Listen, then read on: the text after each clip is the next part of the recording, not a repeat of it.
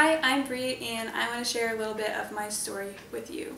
So I've always grown up in the church and believing in God, but it wasn't until this past year that I fully surrendered every area of my life to Him.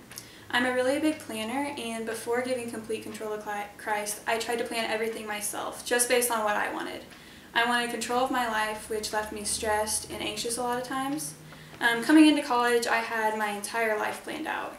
And once I got here, I realized that a lot of things weren't going how I thought they were going to go whenever I was in high school.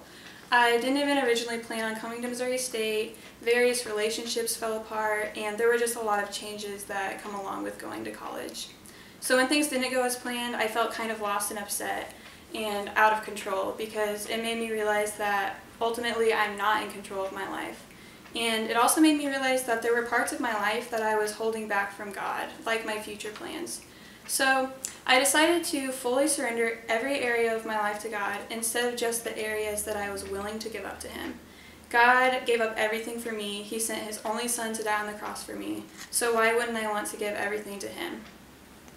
Ever since surrendering to Christ, I've seen a huge difference. College is a crazy time of figuring out your future plans, and I know that God is in control of my future. So at first it was really scary because I like to have a set plan to follow and to be prepared, but I realized that as long as I'm following God, I don't have to follow my set plan because He already has my future planned out. So as long as I'm following God, He probably has a better plan for me anyway.